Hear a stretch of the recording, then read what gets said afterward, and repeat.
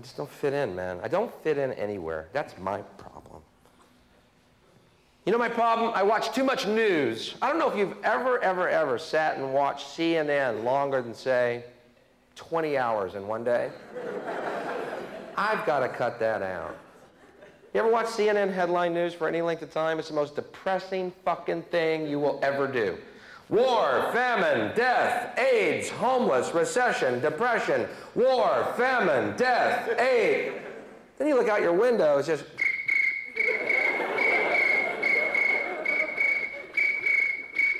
Where is all this shit happening, man? Ted Turner is making this shit up.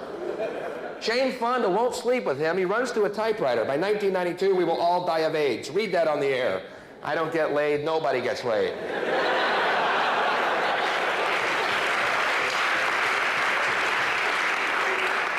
I mean, I'm writing Jane Fonda. Will you fuck this guy so we can get some good news, please? I want to see a well-laid Ted Turner newscast. Hey, it's all going to work out. Here's sports. A big stupid grin. Oh, fuck, I'm getting laid right now. Fuck it. Hey. So I'm from the States, as you can tell by my complete lack of sophistication, but that's okay.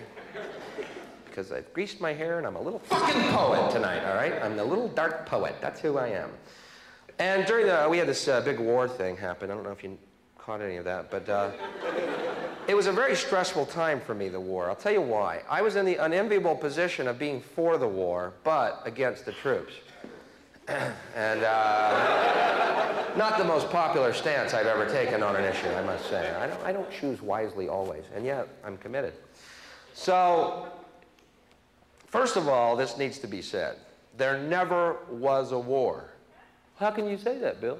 Well, a war is when two armies are fighting. So you see, right there, I think we can all agree that it wasn't exactly a war. And Bush, President Bush, a complete surprise, he turned into a demon, man. When he was first president, they called him the wimp president. I mean, this was the cover of Newsweek. Wimp president. Apparently, this stuck in this guy's craw.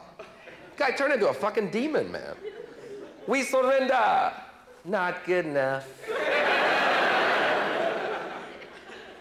We run away. Too little, too late. We're having way too much fun. Those guys were in hog heaven out there. Do you understand, man? They had a big weapons catalog opened up. What's G12 do, Tommy? Well, it says here it destroys everything but the fillings in their teeth. Helps us pay for the war effort. Well, shit, pull that one up. Pull up G12, please.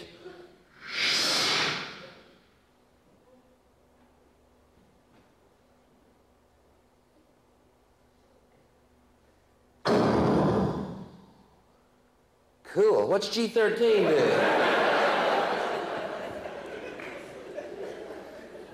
Weapons for all occasions. And everyone got excited about the technology. And I guess it was pretty incredible watching a missile fly down an air vent. Pretty unbelievable. But couldn't we feasibly use that same technology to shoot food at hungry people? You know what I mean? Fly over Ethiopia. There's a guy that needs a banana.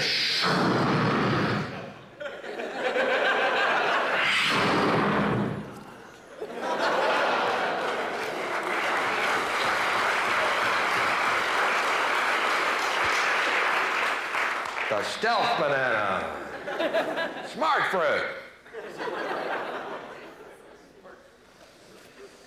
And I watched the Iraqian technology. Man, I've never felt so good about myself. I look at fucking bell bottoms in my closet and go, that ain't that fucking bad, man.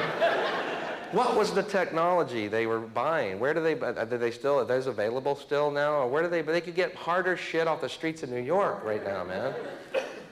Don't you think one of the key prerequisites of a weapons system is, I don't know, the ability to aim the fucking thing? Or is that, I don't know a lot about the military, and yet I feel that would be key.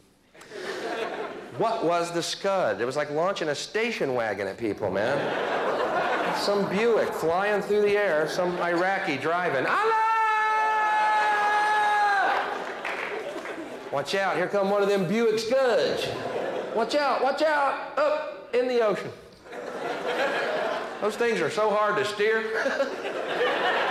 Allah, bloop, bloop, bloop. Allah, bloop, bloop, bloop. Allah, bloop, bloop. Allah. Allah.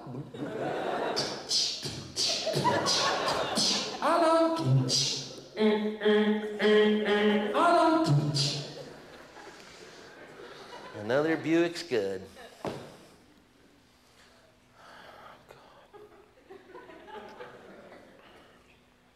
I guess the most amazing thing about the war, obviously the disparity in the casualties. Iraq, 150,000 casualties. USA,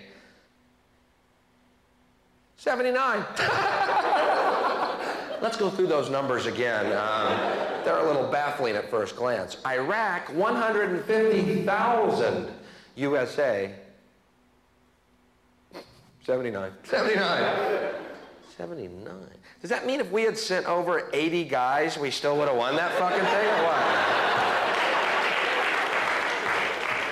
Just one guy in a ticker tape parade. I did it, hey. Once again, though, it was watching the CNN, man, that blew it all, man, all the anxiety. Remember how it started?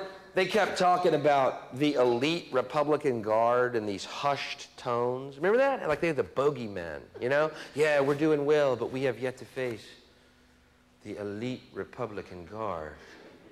Yeah, like these guys are 10 feet tall, desert warriors. Never lost a battle. We shit bullets.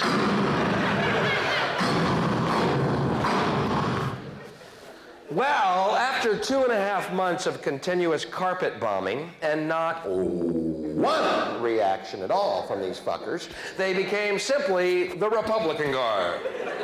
Not nearly as elite as we may have led you to believe. And after another month of continuous bombing and not one reaction at all, they went from the elite Republican Guard to the Republican Guard to the Republicans made this shit up about there being guards out there. We hope you enjoyed your fireworks show. People said, Bill, Iraq had the 4th largest army in the world. Yeah, well, maybe, but you know what? After the first 3 largest armies, there's a real big fucking drop-off, okay? The Hare Krishnas are the 5th largest army in the world. And they've already got our airports. So, who is the greater threat? People that bugged me in the States, people said, hey, war made us feel better about ourselves. Really? Who are these people with such low self-esteem? They need a war to feel better about themselves. I saw them on the news waving their flags. Could I recommend, instead of a war to feel better about yourself, perhaps? Sit-ups? Maybe a fruit cup? 6 to 8 glasses of water a day. I'm not telling you how to live. I'm just recommending perhaps a better way to feel better about yourself. And we can avoid a conflagration. Merely a suggestion.